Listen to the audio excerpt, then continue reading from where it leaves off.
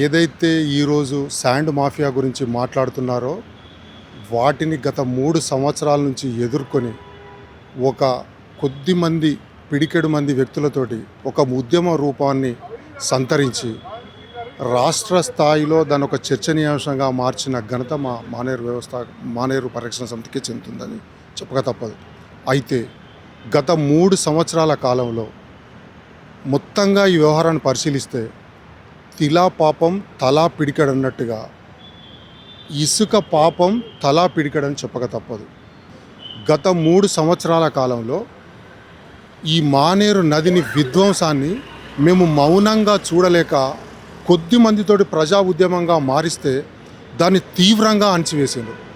అంతేకాకుండా ప్రలోభాలకు గురి చేసిండు. దాంతోపాటు ఎన్నెన్ని విధాలుగా దాన్ని నిర్మూలించాలనుకున్నారో అంతగా వాళ్ళు అన్ని ప్రయత్నాలు చేసిండ్రు. ఈ ప్రభుత్వం దాన్ని సీరియస్గా తీసుకోవాల్సిన అవసరం ఉంది. ఎందుకంటే స్థానికంగా దానిపై ఆధారపడిన రైతాంగం ఏకాభిప్రాయంతో ఉన్నారు. ఇది ఏదో ఒక విద్రోహ చర్య కారణంగానే జరిగి ఉంటుందనే ఒక అభిప్రాయాన్ని వాళ్ళు బహిరంగంగానే వ్యక్తం చేస్తున్నారు. అయితే ఏదైనా సాక్ష్యాధారాలతో నిరూపితం కానంత వరకు అది ఎలా జరిగిందనేది తేల్చేయడం అనేది సమంజసం కాదని మేము మానేరు పరిరక్షణ సమితి భావిస్తున్నది. కానీ ఇసుక మాఫియా ఆగడాలను ప్రత్యక్షంగా మేము వీక్షించిన అనుభవంతో మేము కూడా అదే అభిప్రాయంతో ఉన్నాం. అంటే ఇసుక మాఫియా చివరకు ఆ స్థాయికి ఏరుకున్నదా అనేటువంటిది మాకు చాలా విచారకరంగాను ఆగ్రహంగాను ఉంది. మీరు ఇసుకను దోపిడీ చేస్తారు, రైతులకు ఆధారమైన కేవలం చెక్ డ్యాములను కూడా ఉంచకుండా చేస్తారా అనేటువంటిది చాలా తీవ్రమైన విషయంగా భావిస్తున్నాం. మేము ఒకటే డిమాండ్ చేస్తున్నాం.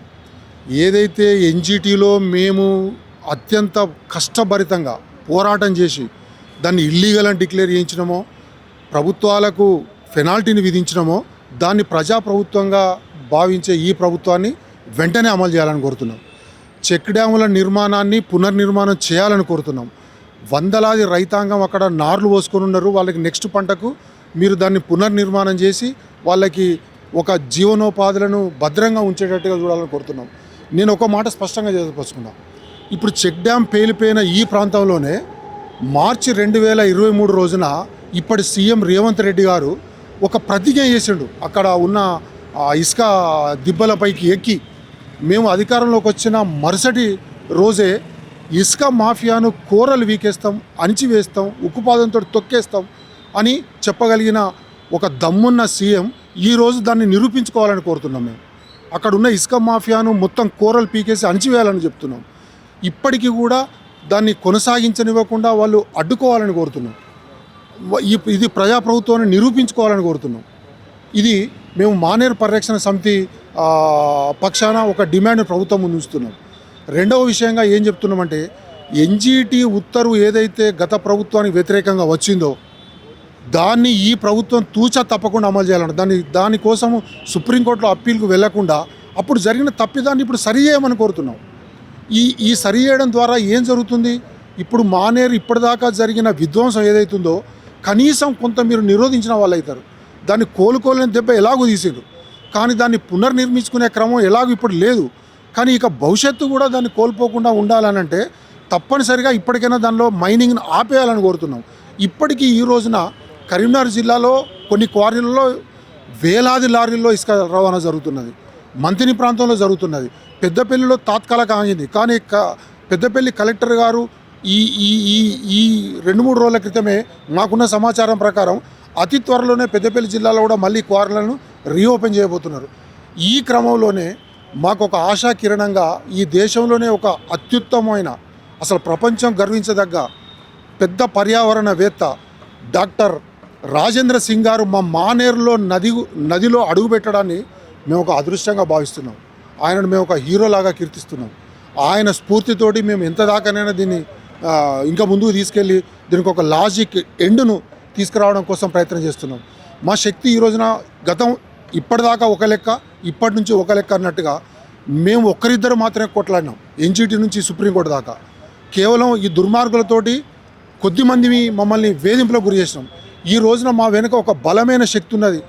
జాతీయ స్థాయి పర్యావరణ సంస్థలు మా కోసం మద్దతుగా నిలుస్తున్నాయనే ఒక స్ఫూర్తితోటి, ఒక స్పృహ కొద్దీ రేపటి రోజున డెఫినెట్గా దాన్ని ఆపేసేంత వరకు, ఆ విధ్వంసాన్ని పూర్తిగా రద్దుపరిచేంత వరకు కూడా మేము ఉద్యమించడానికి ప్రణాళికలు తయారు చేసుకుంటాం.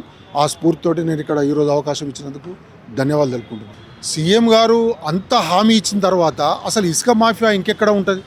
దాన్ని నిర్మూలించాల్సి ఉండే, లేదా ఇలాంటి విద్రోహ చర్యలకు పాల్పడిన మరుక్షణమే ప్రభుత్వ యంత్రాంగాన్ని దింపేసి దానికి కారకులైన వాళ్ళను తీవ్రంగా శిక్షించే చర్యలు చేపట్టాల్సి ఉండే.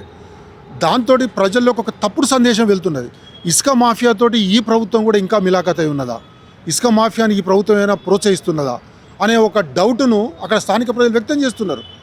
సో దీన్ని కనుక ఈ ప్రభుత్వం వెంటనే దానిపైన చర్య తీసుకొని, మేము రెండు స్పష్టంగా చెప్తున్నాం, నిజంగా ఒకవేళ అది చెక్ డ్యాము కనుక ఇన్ఫీరియర్ క్వాలిటీ తోటి నిర్మించింది అయితే అది గత ప్రభుత్వం నిర్మించింది కదా, దాని కారకులైన వారిని బాధ్యులు చేసి క్రమశిక్షణ చర్యలు తీసుకోండి.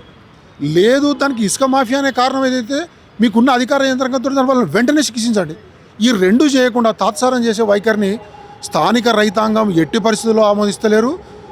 ఇసుక ఆ మానేరు 200 కిలోమీటర్ల స్ట్రెచ్ ఉన్న మానేరులో వందల గ్రామాల్లోని వేలాది మంది రైతుల జీవనోపాధులు ముడిపడి ఉన్నాయి. ఆ జీవనోపాధులను కాపాడాల్సిన బాధ్యత ఈ ప్రభుత్వానికి ఉంది. కాబట్టి మేము ఏం కోరుతున్నాం అంటే మానేరు పరిరక్షణ సమితి నుంచి వాళ్ళకు మీరు హామీ ఇవ్వండి, వాళ్ళకి మీరు అష్యూరెన్స్ ఇవ్వండి. ఇంకొకటి నేను డిమాండ్ కూడా ఈ సందర్భంగా చేయదలుచుకున్నా, గత ప్రభుత్వాన్ని ఈ ప్రభుత్వం ఏదైతే 1000 కోట్లు 1,00,000 కోట్లు నిర్మించి ఒక పెద్ద ప్రాజెక్టులు నిర్మించి ఒక తప్పిదం చేసింది, ఈ మాత్రం దానికోసం అంత ఖర్చు పెట్టాలని ఒక వాదనలు కూడా ప్రజల ముందు పెట్టింది కదా. నిజంగా మీకు ఒక సదవకాశం వచ్చింది, తక్కువ ఖర్చులోనే తక్కువ బడ్జెట్లోనే ఎక్కువ మంది రైతాంగానికి మేలు చేసే విధంగా చెక్ డ్యాములు నిర్మించి మీరు ఆదర్శంగా నిలవండి. ఇగో మేము ఇంత తక్కువ ఖర్చుతోటి ఇంత ఎక్కువ రైతాంగానికి లాభం జరిగే మేలు చేయగలిగినాం అనేటువంటిది ఈ ప్రభుత్వం దాన్ని నిరూపించుకొని ఇంకొక 10 చెక్ డ్యాములు ఎక్కువ కట్టేయండి, ఇంకొక కొన్ని వందల గ్రామాలకు ఈ విధంగా చేయండి. అలాంటిది మీరు నిరూపించే అవకాశం వచ్చిందాన్ని వినియోగించుకోవాల్సిందిగా మేము ప్రభుత్వాన్ని సూచిస్తున్నాం.